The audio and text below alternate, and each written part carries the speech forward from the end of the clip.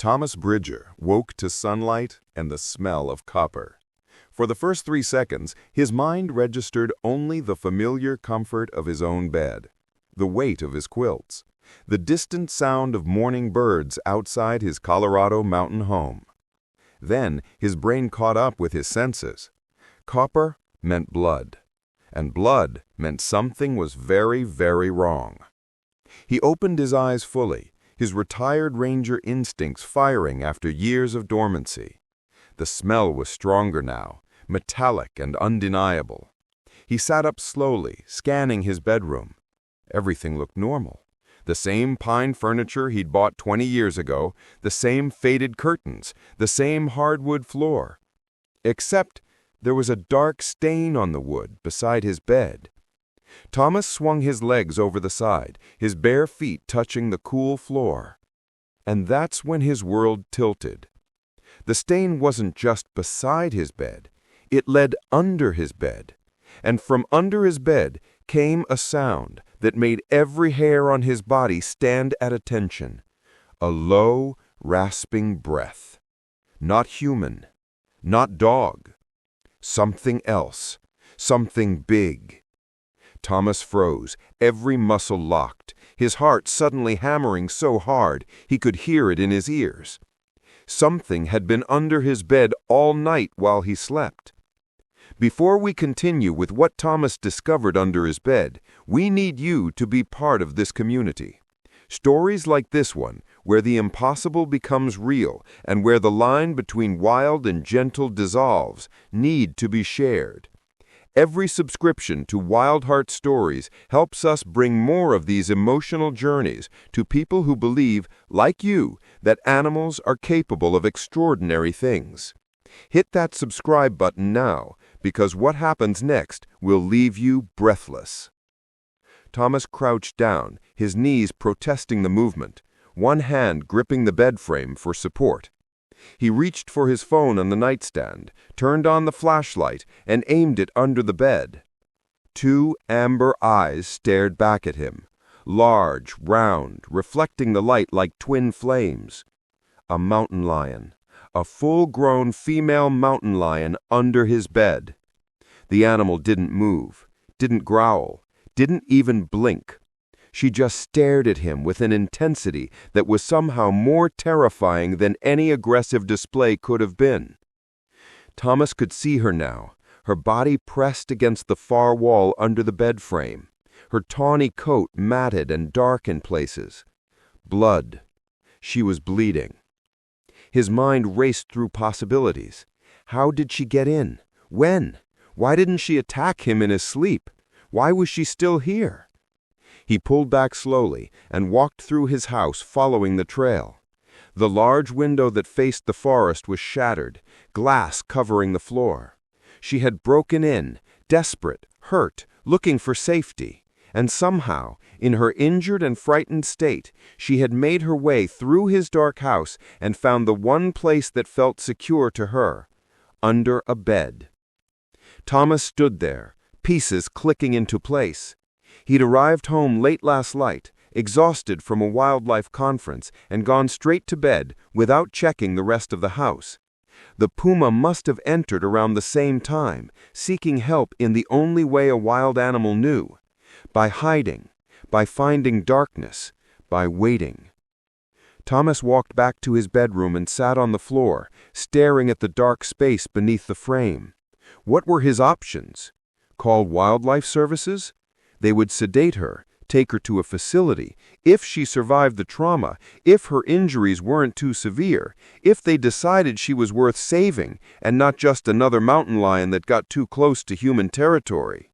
He'd seen how these situations usually ended. Budget cuts, overcrowded rehabilitation centers. The easier solution was always euthanasia. Or he could try to save her, himself. Right here, in his bedroom. The idea was insane. Mountain lions were apex predators with enough strength in their jaws to crush a human skull. Even injured, she could kill him with one swipe. But as Thomas sat there, watching the shallow rise and fall of her breathing in the shadows, He realized he'd already made his decision. Thomas gathered every first aid supply he had. Gauze, bandages, antiseptic, pain medication. He filled a bowl with warm water and grabbed every clean towel he owned. He was a trained wilderness first responder. How different could this be?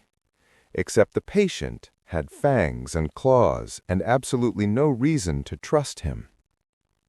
He knelt beside the bed and spoke softly. "Hey there, girl. I know you're scared. I know you're hurting. But I'm going to help you, okay? I promise." Thomas reached slowly under the bed, his hand holding a towel soaked in warm water. This was the moment. If she was going to attack, it would be now. His hand moved closer, closer, until his fingertips touched her blood-matted fur. She flinched, but didn't strike. She just watched him with those enormous amber eyes. Thomas began to gently clean the wounds he could reach, working slowly, talking constantly in that same low, soothing voice. "You're doing great. I know this hurts, but you're safe now." The puma remained motionless except for the faint trembling that ran through her body. Somehow, impossibly, her survival instinct was telling her to let this strange human touch her, to let him help. It took nearly an hour to clean the worst of the wounds from what he could reach.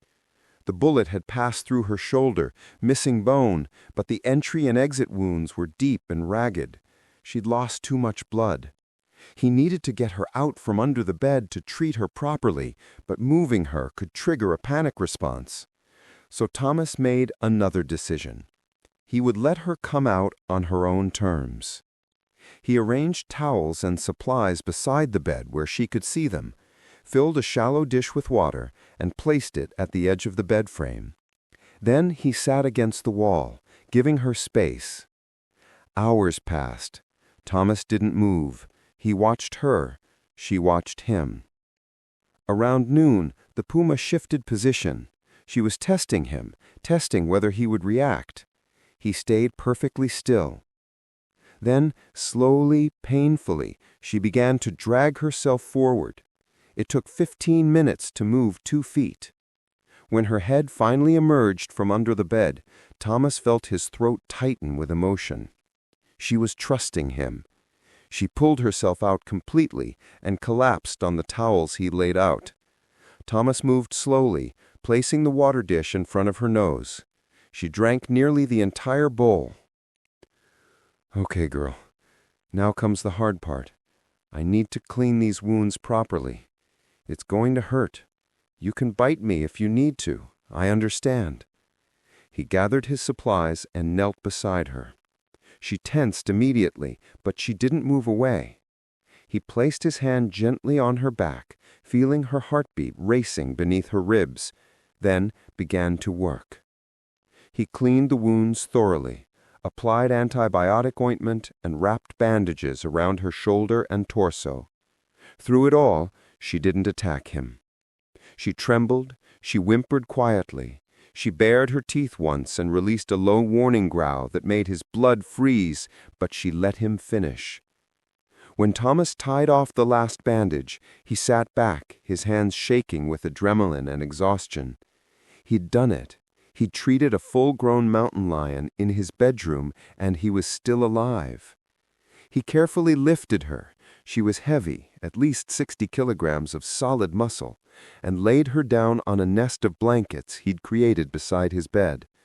She immediately curled into herself and closed her eyes. Thomas covered her with another blanket, tucking it around her as if she were a child instead of a predator. For the first time in the 5 years since he'd retired, since his wife had left him alone in this big, empty house, he felt needed. This broken animal had given him a purpose. "I'll keep you safe," he whispered to the unconscious creature. "I'll heal you, and when you're ready, I'll let you go. But until then, you're mine to protect." Over the next 3 days, a routine developed. Thomas would wake at dawn and check her bandages. He would clean her wounds, apply fresh ointment, rewrap the gauze. He would offer her water first, then food, venison from his freezer. He would talk to her constantly. I'm going to touch your shoulder now. This might sting a little. You're doing great. Such a brave girl." On the third day, when Thomas sat down beside her after finishing her bandages, she did something unexpected. She lifted her head and rested it on his lap, just for a moment. Then she pulled away, as if surprised by her own action. By the 5th day, she was strong enough to stand. Thomas watched as she pulled herself to her feet, wobbling slightly, took 3 careful steps, then sat down heavily. But she had walked. That was progress. That was hope. Thomas realized he couldn't keep thinking of her as just the puma or the mountain lion. She needed a name. "Grace," he said out loud, testing the word.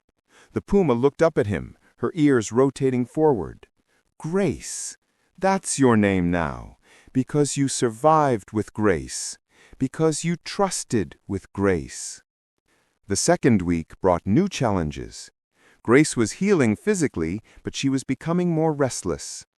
Thomas opened the bedroom door, allowing her access to the hallway. That night, something shifted. Grace appeared in his bedroom doorway, walked to the side of his bed, and lay down on the floor beside him. Not on her blanket nest, not across the room, right beside his bed. Thomas reached down slowly and rested his hand on her back, feeling her heartbeat steady and strong beneath his palm. "Good night, Grace." For now, in this strange and impossible situation, she was home.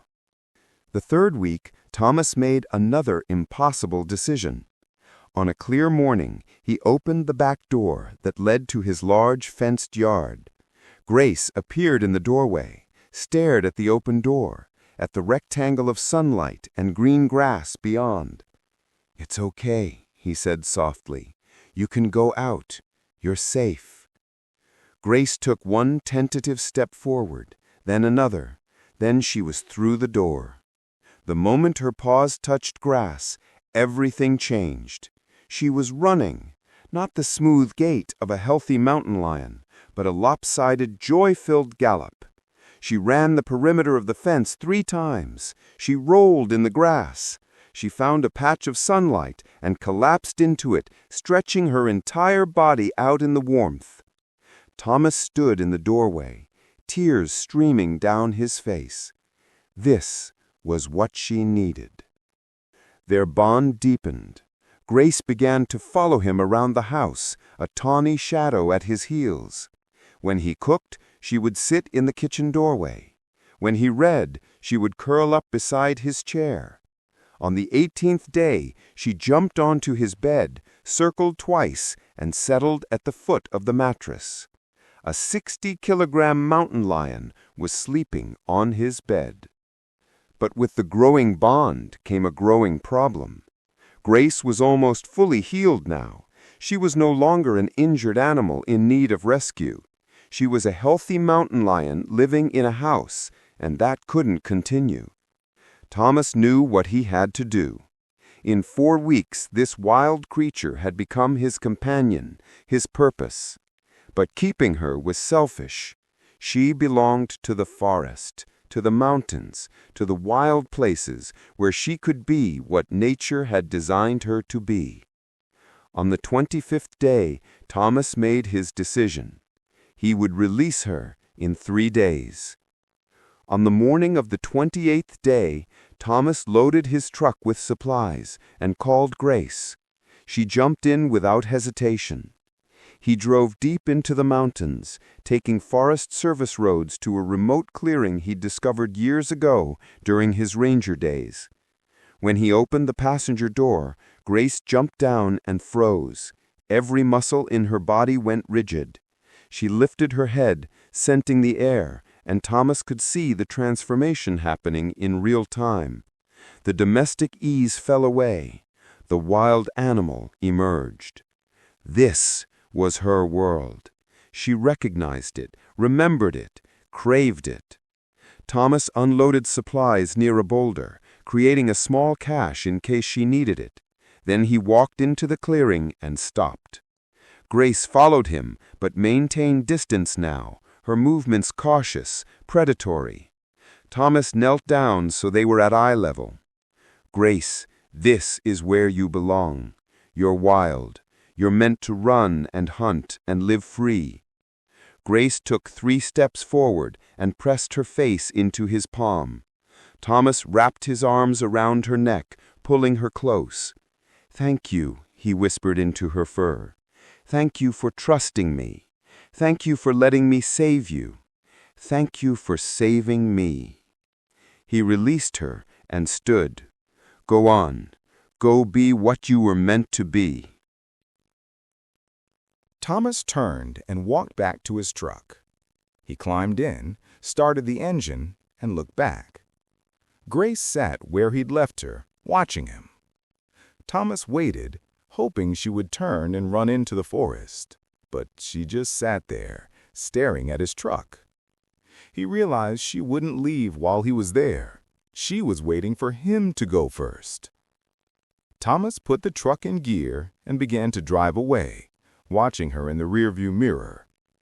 She stood as he pulled away, took a few steps forward as if to follow, then stopped. Thomas drove until he couldn't see her anymore, then pulled over and sat with his head on the steering wheel, tears streaming down his face. He'd done the right thing, but it hurt more than he'd imagined possible.